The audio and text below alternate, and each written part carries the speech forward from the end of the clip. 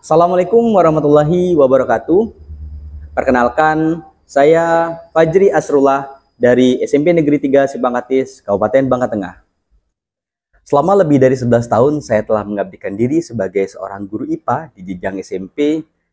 Izinkan saya kali ini untuk berbagi praktik baik pembelajaran yang telah saya lakukan, yang berjudul Dedikasi, Daya Edukasi, dan Daya Inovasi Kontekstual Aktif Sains Ilmiah Uji Kandungan Boraks pada Makanan.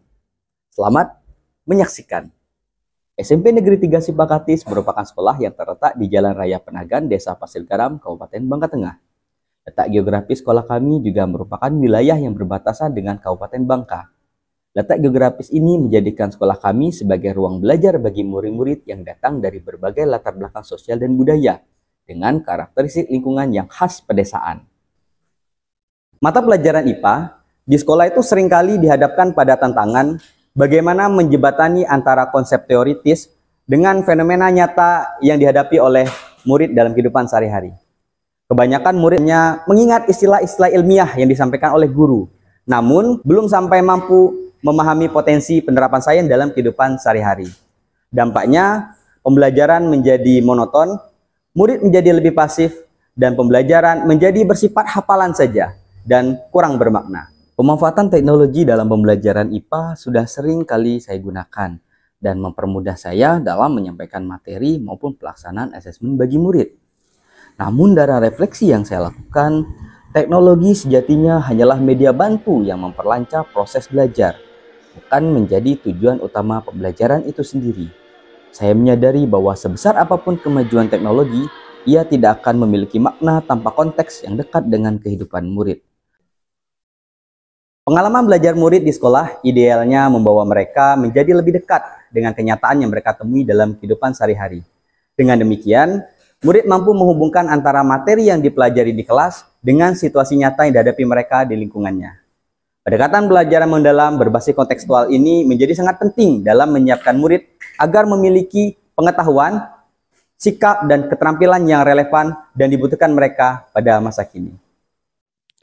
Murid di sekolah merupakan konsumen utama berbagai jajanan makanan yang dijual di sekitar sekolah maupun di rumah mereka. Ya, makanan jajanan favoritnya apa, Nak? Seblak. Dari hasil penelusuran yang dilakukan, bakso dan mie merupakan menu favorit mereka. Seblak, mie ayam, ricis, bakso.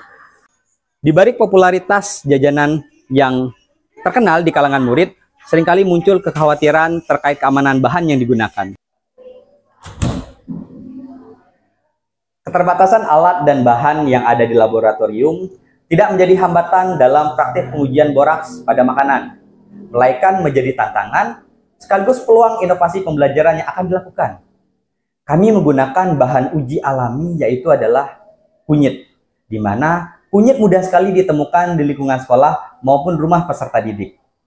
Praktik baik ini akan membekali mereka dengan pengetahuan praktis agar mereka harapannya akan menjadi detektif pangan bagi diri mereka sendiri, keluarga, dan lingkungan sekitar.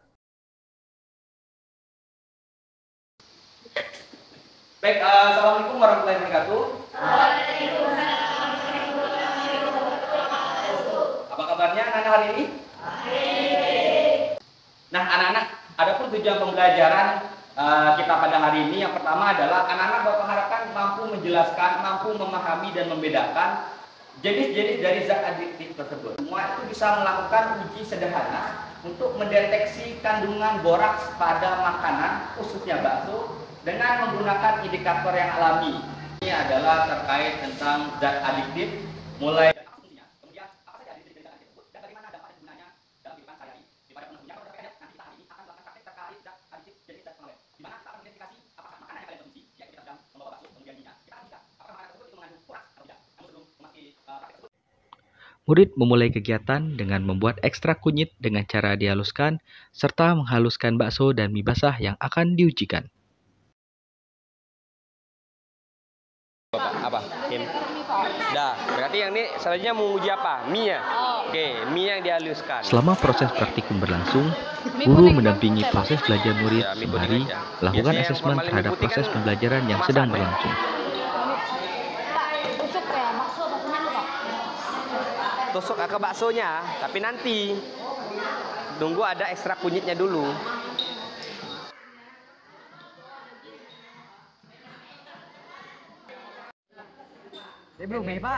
Murid melakukan pengujian pada sampel. Selanjutnya, menganalisis hasil pengamatan. Apakah terdapat perubahan warna? Kemudian, menarik kesimpulan data untuk menentukan apakah sampel mengandung boraks atau tidak. Berikut hasil pengujian yang didapat oleh masing-masing kelompok.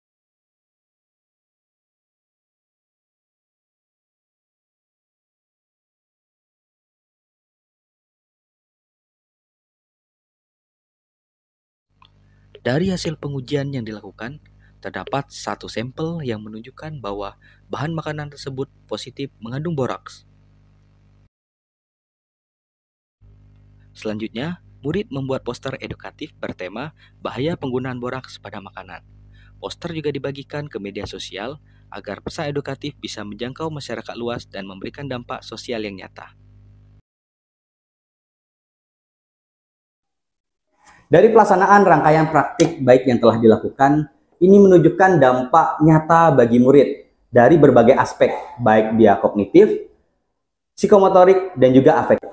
Pemahaman kognitif murid mulai berkembang secara bertahap, mulai dari tahap mengingat dan memahami konsep terkait zat adiktif, menuju bagaimana kemampuan menganalisis dan mengevaluasi fakta ilmiah berdasarkan hasil pengamatan dan refleksi yang mereka lakukan. Pada aspek keterampilan murid, praktik baik yang dilakukan itu mendorong murid untuk belajar mandiri melalui pengalaman langsung. Media uji yang mudah didapatkan ini menjadi potensial bagi murid untuk melakukan percobaan sendiri di rumah. Nah, mereka bisa mengidentifikasi bahan-bahan makanan lain yang sering mereka konsumsi. Apakah nanti mengandung boraks atau tidak? Dalam pelaksanaan praktikum yang dilakukan pun secara berkelompok ini menjadikan murid belajar berkolaborasi, membagi peran, saling membantu saat menemukan hasil yang berbeda, sehingga menumbuhkan keterampilan sosial dan komunikasi ilmiah pada murid. Dampak yang paling menonjol dari praktik yang dilakukan ini adalah pada aspek afektif atau sikap, di mana murid terlihat dengan munculnya kesadaran kritis dan sikap selektif terhadap makanan yang mereka konsumsi. Murid sekarang tidak hanya memahami bahwa borak berbahaya, tetapi juga akan menginternalisasi nilai kehati-hatian sebagai seorang konsumen. Hal ini ditambah dengan ditemukannya adanya indikasi satu buah sampel makanan, bakso, dan mie itu menunjukkan reaksi positif terhadap uji boraks. Melalui refleksi di akhir kegiatan, murid mulai menyadari pentingnya menjadi detektif pangan bagi diri mereka sendiri dan lingkungan sekitar. Dampak yang lebih luas juga terlihat pada lingkungan sekolah. Murid berinisiatif untuk menyebarkan informasi hasil pembelajaran yang mereka lakukan ini melalui poster edukatif dan diskusi internal di kantin dengan menciptakan budaya sekolah yang lebih sadar akan keamanan pangan. Pembelajaran yang kami lakukan sangat kontekstual, di mana kami bisa mencoba di rumah untuk mengidentifikasi makanan-makanan lain apakah mengandung boraks atau tidak. Sehingga saya bisa menjadi lebih selektif dalam memilih makanan. Saya bisa menjadi detektif pangan untuk diri saya sendiri, keluarga, dan lingkungan sekitar.